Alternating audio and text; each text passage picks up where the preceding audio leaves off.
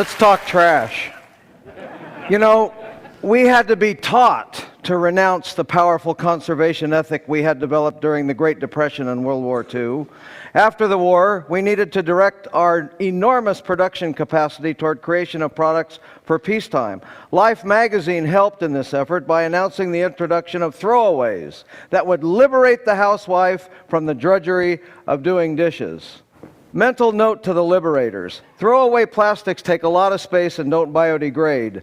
Only we humans make waste that nature can't digest. Plastics are also hard to recycle. A teacher told me how to express the under 5% of total plastics recovered in our waste stream. It's diddly point squat. That's the percentage we recycle. Now, melting point has a lot to do with this. Plastic is not purified by the remelting process like glass and metal.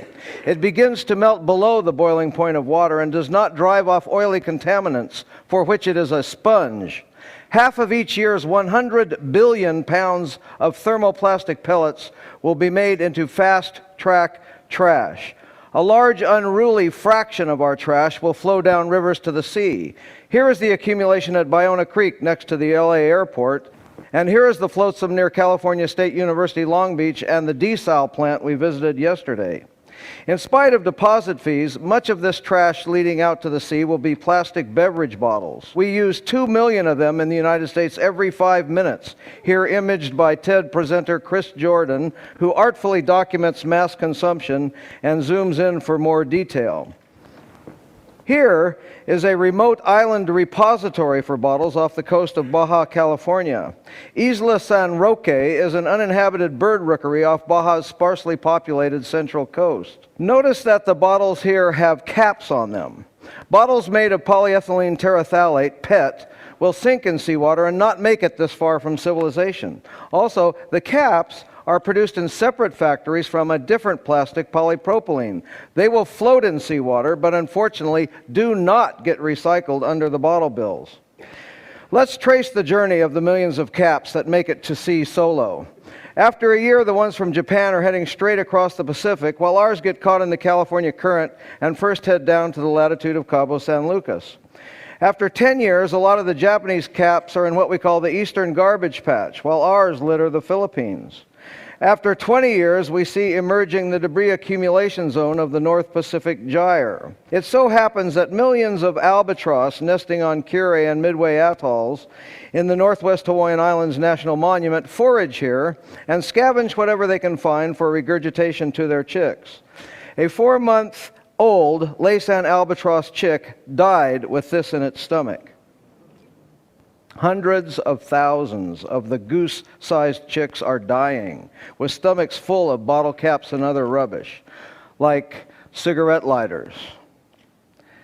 But mostly bottle caps. Sadly, their parents mistake bottle caps for food, tossing about in the ocean surface.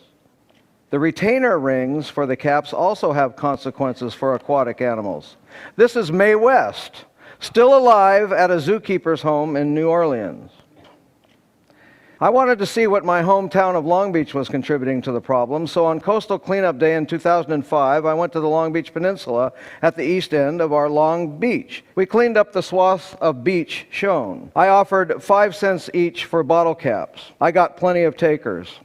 Here are the 1,100 bottle caps they collected. I thought I would spend $20 that day. I ended up spending nearly 60. I separated them by color and put them on display the next Earth Day at Cabrillo Marine Aquarium in San Pedro. Governor Schwarzenegger and his wife Maria stopped by to discuss the display. In spite of my girly man hat, crocheted from plastic shopping bags, they shook my hand. I showed him and Maria a zooplankton trawl from the Gyre north of Hawaii with more plastic than plankton. Here's what our trawl samples from the plastic soup our ocean has become look like. Trawling a zooplankton net on the surface for a mile produces samples like this and this. Now, when the debris washes up on the beaches of Hawaii, it looks like this. And this particular beach is Kailua Beach, the beach where our president and his family vacationed before moving to Washington. Now, how do we analyze samples like this one that contain more plastic than plankton? We sort the plastic fragments into different size classes from 5 millimeters to 1/3 of a millimeter. Small bits of plastic concentrate persistent organic pollutants up to 1,000,000 times their levels in the surrounding seawater.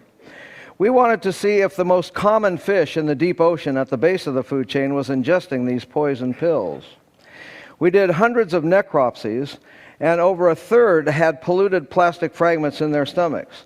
The record holder, only 2.5 inches long, had 84 pieces in its tiny stomach. Now, you can buy certified organic produce, but no fishmonger on earth can sell you a certified organic wild-caught fish. This is the legacy we are leaving to future generations. The throwaway society cannot be contained. It has gone global. We simply cannot store and maintain or recycle all our stuff. We have to throw it away. Now, the market can do a lot for us, but it can't fix the natural system in the ocean we've broken. All the king's horses and all the king's men will never gather up all the plastic and put the ocean back together again. The levels are increasing. The amount of packaging is increasing. The throwaway concept of living is proliferating, and it's showing up in the ocean. He offers no hope of cleaning it up. Straining the ocean for plastic would be beyond the budget of any country, and it might kill untold amounts of sea life in the process.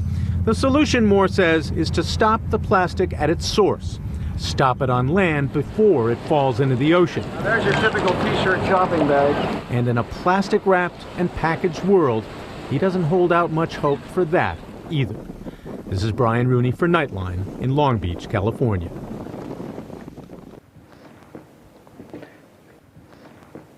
Thank you.